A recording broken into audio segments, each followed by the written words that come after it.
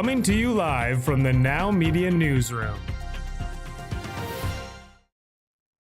I'm Jim Csek. You're watching Now Media with, oh my God, Now Media. And I'm with Doug Gilchrist, the City Manager of the City of Kelowna. Thank you for coming in. Thanks for having me, Jim. So this is my third interview, so, I'm going to keep going here, I guess. Try to get through this. I did an interview, I think it's about a week ago now. Sharon Simpson came in, former city councillor. And she had some questions, and it was the Westcorp property that the City of Kelowna purchased for about just over $27 million. Key piece of property, though, beautiful piece of property. That was Westcorp. I think they had several kind of development permits going, kind of like different iterations of what they were going to do down there. Mm-hmm. And they didn't go ahead. And then the City of Kelowna ended up purchasing that property.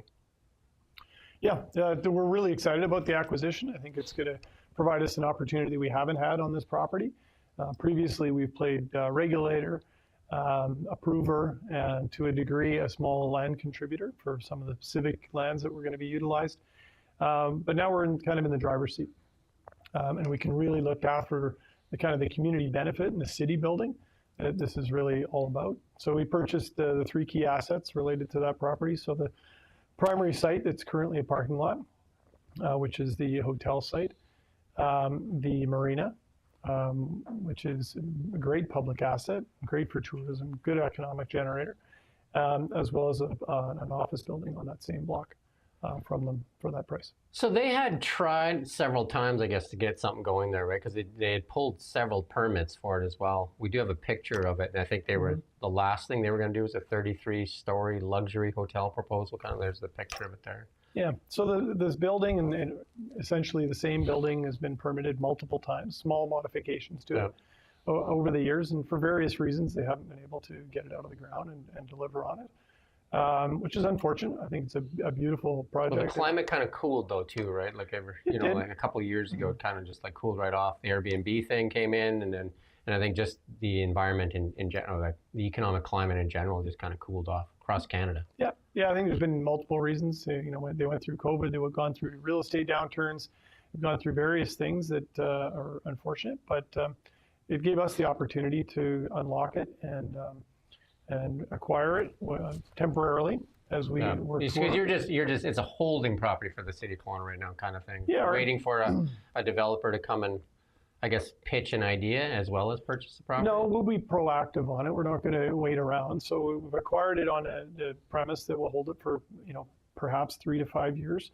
And in the meantime, we're going to go out and seek development partners. So a developer, a flag, and a financer, essentially the key components of a successful hotel project, and see if we can't put it together. Obviously, you've heard some of the negative feedback, I imagine. I haven't. You haven't? Well, there you go. I think it's a very positive story. Well, some people are saying that now, like, what's the city doing? Buying a property, it's going to cost us money. Obviously, you're using some municipal bonds to buy that, I take it? Municipal financing? Yeah, because it's a temporary hold and because it generates revenue, borrowing for this makes sense. We get low-cost financing from the Municipal Finance Authority. Yeah. So we'll borrow the funds. We'll pay the carrying cost largely with the revenue that it generates. Right, because the marina is actually generating revenue. As does the parking lot, as does the office building. So it's almost like a net zero kind of thing? So the hope is that we can, we won't have any impact on taxation. We don't want to slow down our capital delivery program for the city, roads and parks and sewer and water. So by borrowing money, we don't have any impact on taxpayers. We don't have any impact on our capital program.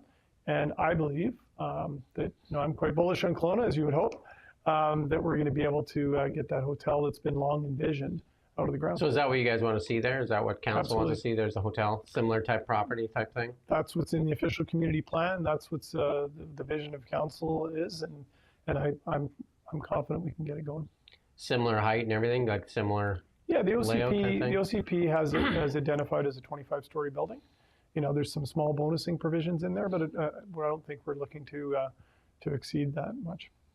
So did they pull out for any specific reason, or they just have other priorities, or what was Westcorp's reason to pull out, or was there a buy-sell arrangement in there at some point, or?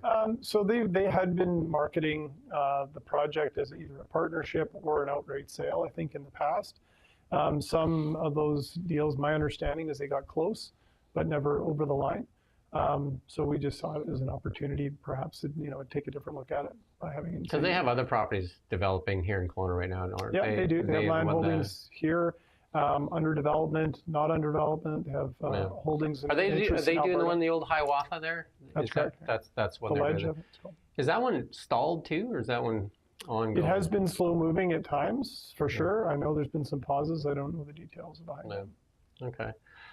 You've been involved in many land purchases. That was kind of one of your things, even under Ron Matusi, wasn't it? Like the rail trail is kind of your deal. Is that kind of your specialty? Yeah, so my background is urban land economics and real estate. So I did run the real estate department for the city for many years before having things added to my portfolio over time, including the planning group. But yeah, that's what I enjoy for sure. Yeah, because the rail trail is one big one for sure, and I think that's a really big feather for Kelowna.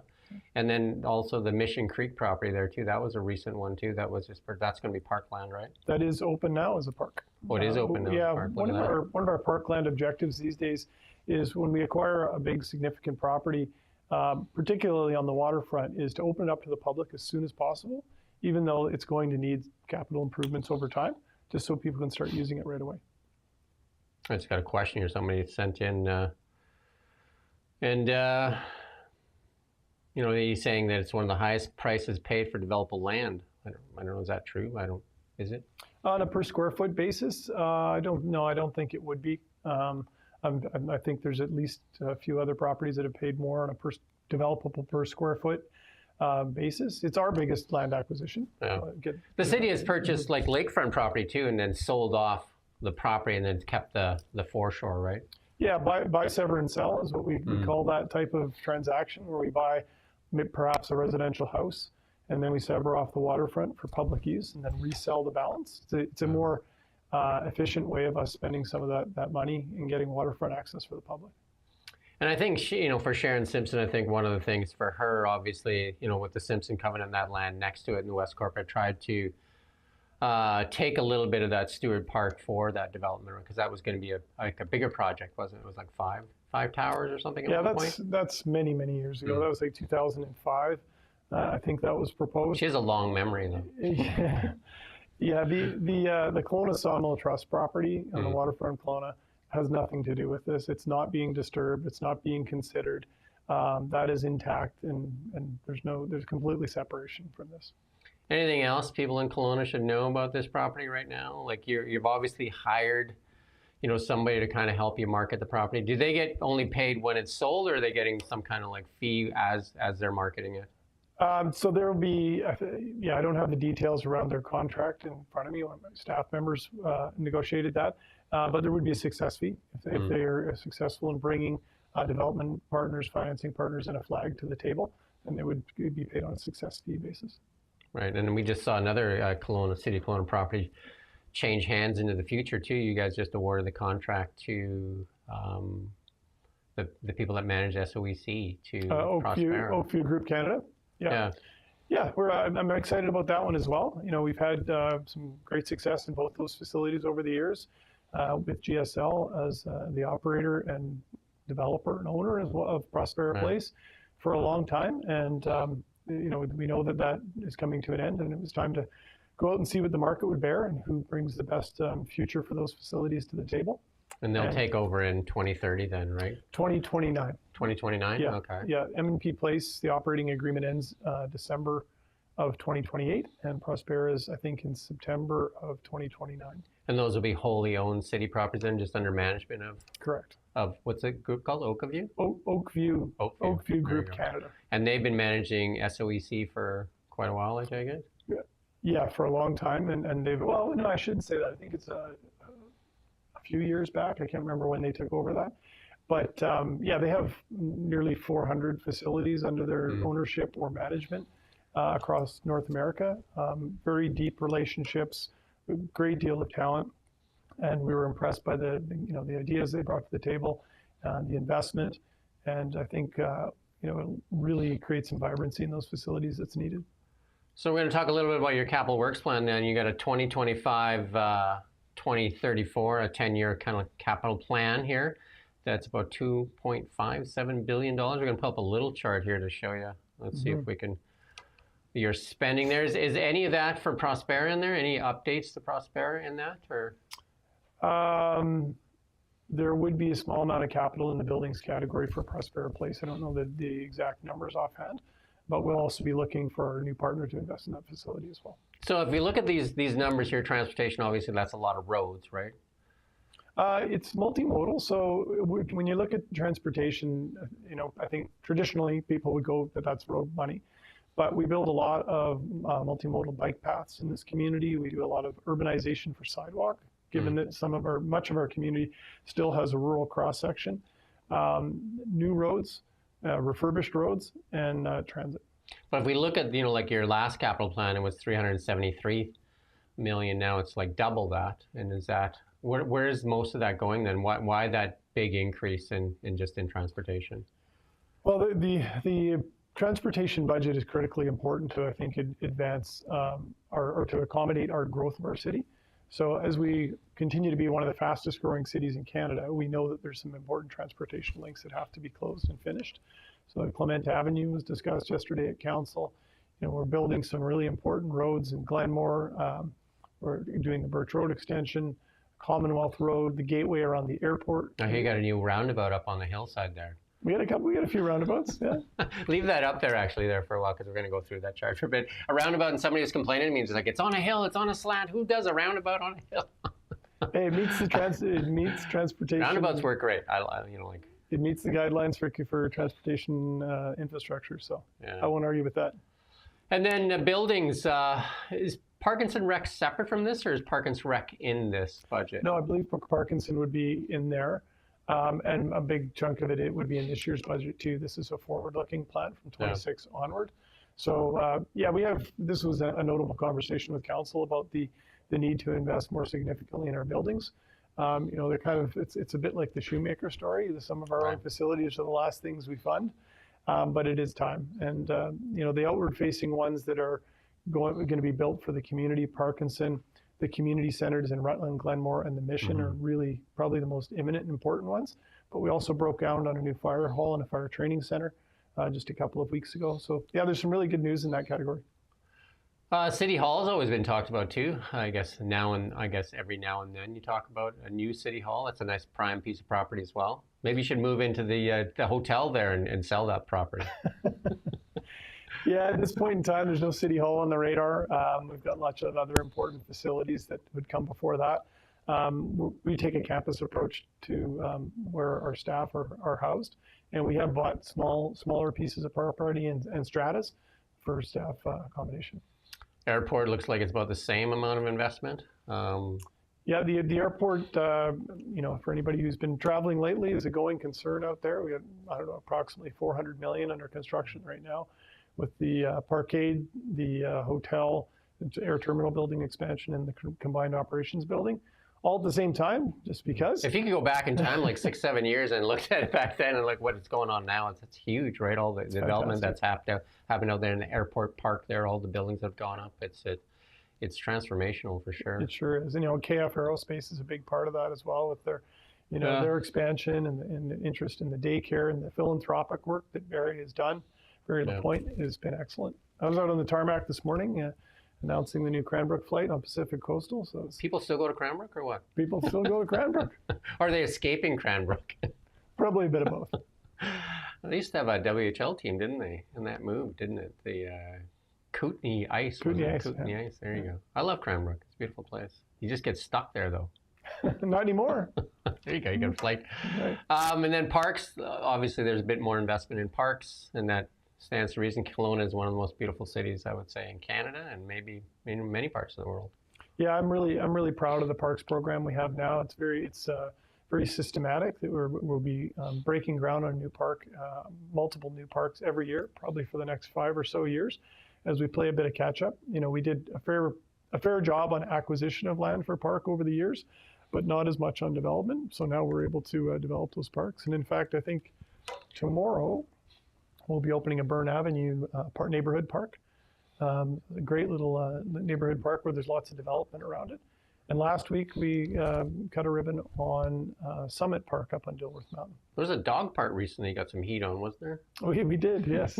The dog park in City Park. Mm-hmm. And, like a dog park section in City Park. You got some heat for that. Yeah, and you know what? I'll defend that one all day long. Yeah. When you're building 20, 30, 40-story high-rises around there with people living in apartments, There's a lot of dogs there's coming. going to be a lot of dogs, and we're trying to get out ahead of that and give people the amenities they're asking for. And it was really not a highly utilized portion of the park anyway, so I think it gives it some new life. Water? Yeah, water, wastewater, stormwater, you know, kind of the reason we're in business to begin with is local government. Yeah. Critically important areas. That is some of the bigger services that you provide for sure, right? Huge and very well run, very well financed. Trying to keep our rates in check is the most important thing there as we renew old infrastructure. You can leave that up still. But the age of our infrastructure is pretty sound compared to many of the municipalities. And we got a award for our asset management program a few years ago. So these ones I'm feeling pretty confident. And then obviously the vehicles, that's just your new truck, isn't it? The 55 million. I wish. No. So that's just obviously the highway or the city maintenance trucks and all kinds of trucks. Vehicles yeah, we have hundreds of fleet vehicles. Everything from compactors at the landfill right to pickup trucks and everything in between. So is there still an electrification push on city vehicles? Yeah, where it makes sense. You know, we're not EV for the sake of EV, but we are where it makes sense and they're practical. I know I was out in the field with some of our guys not that long ago, and they're utilizing. They have some of them have the you can take it down. Ford Lightning. Oh yeah. And some of them are utilizing the 220 and the 110 to do that's huge, irrigation welding out of the back instead of carrying welding machines. Some people, if you hook it up at your home properly, you use it as battery backup too, right? Because you can run your home like 3-4 days off of your pickup truck, and the same for the Cyber truck and for the Lightning. So job site stuff, people are really loving it, and you hook a diesel generator up to it, and you got it going all day long. You drive an electric vehicle, so do I. Big benefits in that, but yeah, the F-150 Lightning and the Cybertruck, obviously, for job site stuff is pretty cool for just the amount of it, and for battery backup if you use it at home and stuff like that. And so you guys are buying more F-150 Lightnings for the fleet then too? Well, yeah, we have most of our lease program, but we have an EV strategy internally, and as well as one for the city. Making sure we have the right services for the community out there and partnering on. No Cybertrucks yet then? No Cybertrucks. Yeah, I just watched a clip. Wrong price point. I watched a clip today. They look pretty mean. The city of Las Vegas is buying them for the police department. I mean, they look pretty. You know, when you put the light bars on top and that. We'll see RoboCop come back. They look pretty tough when they start rolling down, right? I mean, plus, you know, they're bulletproof. You have to go to a scene and somebody starts shooting at you. You just hide behind the door.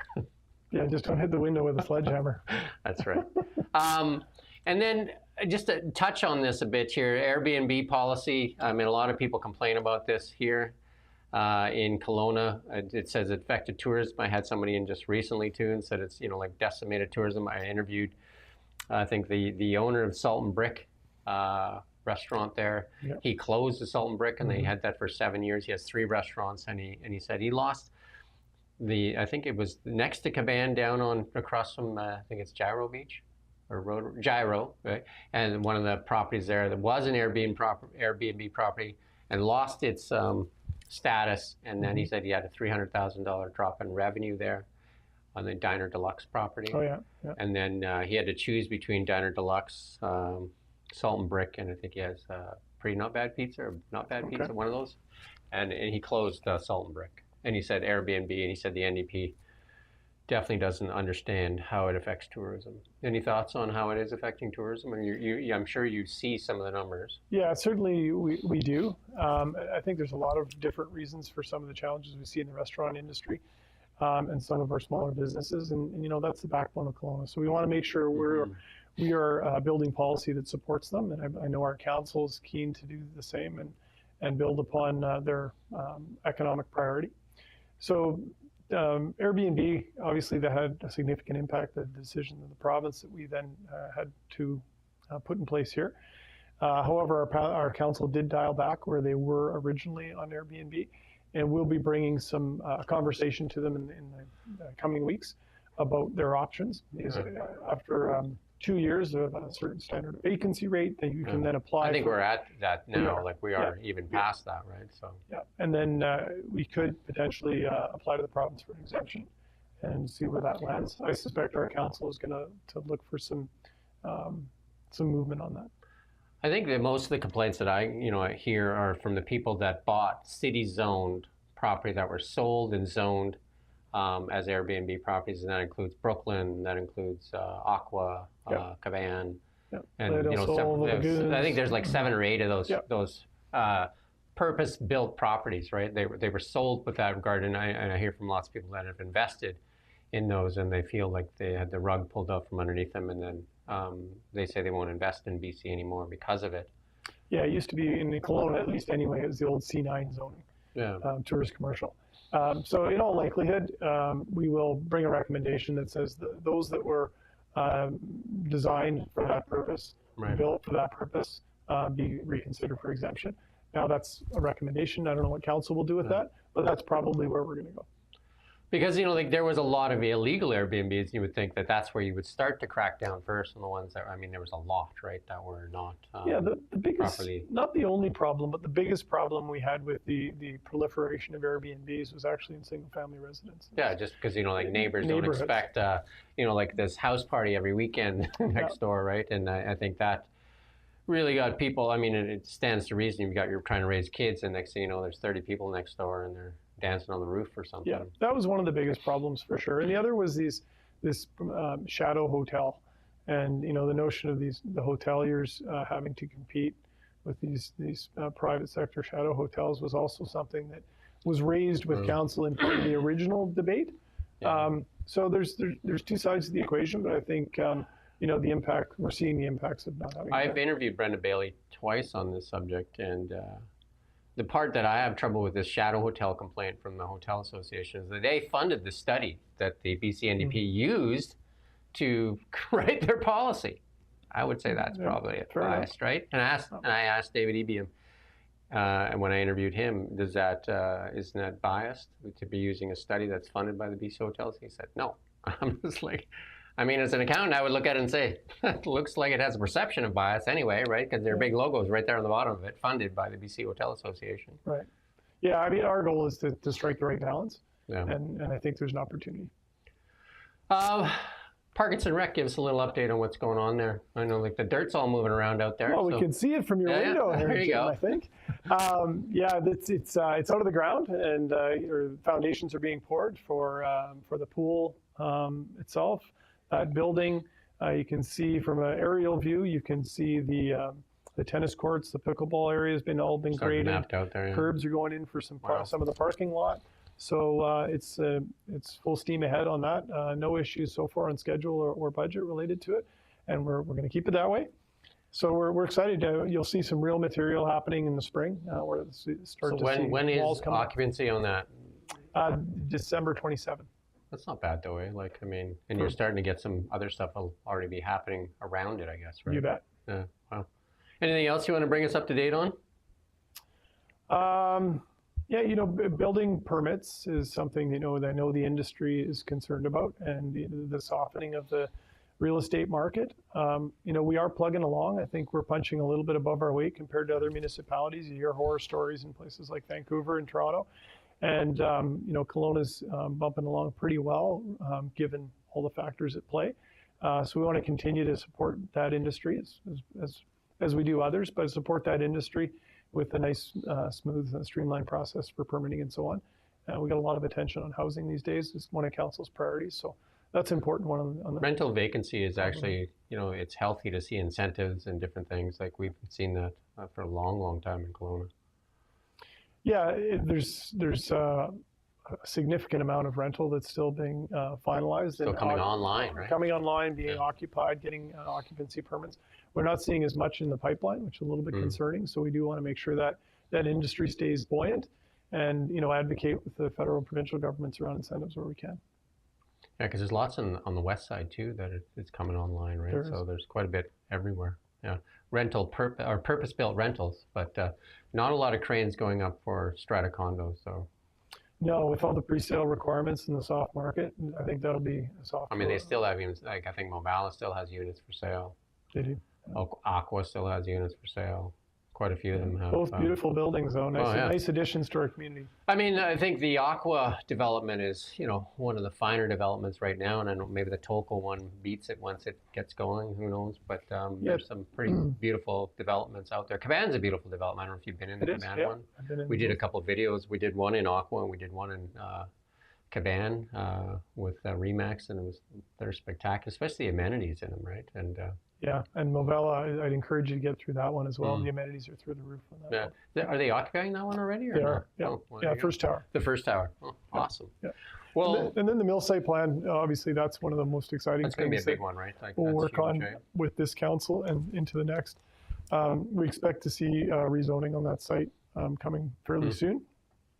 They're out to the community now with the design plans that they'll be bringing forward hopefully for final approval of council.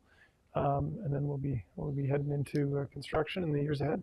The one that sticks out there is the one right there in front of City Park there. Water, is it by the water or water one or one water, or the two towers like right there behind you? One Water Street by the Park. Street by the Park, yeah. Yeah.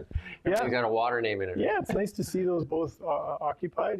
I think they still have units for sale too, right? They do. Yeah. But going through and constructing that in a very difficult real estate period, we were pleased to see that. I was surprised that one got finished. I was really surprised to see that. Yeah, we're really pleased. And if you go down Leon Avenue, it's just so much nicer with the full refurbishment and curb gutter sidewalk, streetscaping and everything. It looks great. I think one of we had that 2008, I think, right, was the last kind of dip in real estate here. Big downturn. Yeah. And we ended up with a bunch of shells last time, right? We had, we had the SOPA shell that was kind of like they put footings in, and then we had that one Waterscapes. I think we had that. In Manhattan, we had another one. Yeah, and the monstrosities that are kind of sitting there forever and they get graffitied. This time we don't have that though, right? We don't really have anything that just kind of died in the middle of development, right? They finished, and some of them are sitting there with units, but I don't know of any that are just kind of like that, just stalled at foundation. There's none that I'm anticipating. Yeah. There was the hotel on Clement Avenue by the police station there. That was kind of the last one, but I'm not anticipating any through this downturn, and hopefully it's a little softer landing. Yeah, hopefully things, I think they're going to lower interest rates again. That'll help as well too, right? So. Yeah, it'll help development. It may not help our dollar, but it'll. Lots of things to factor in at once. I do thank you for your time. Thank you for the updates, and we're going to try and do these every couple months. We always say that, but I think it's great, to see what's going on with the city and the capital works plan, obviously, because that's our tax dollars at work, right? So, again, thank you for coming in. Yeah, thanks very much, Jim. Anytime. And thank you for watching Now Media. We don't just report the news. We live here too. We're your neighbors, bringing you stories that matter to all of us. No government funding, no outside influence. Kelowna Now, local, independent. News you can trust.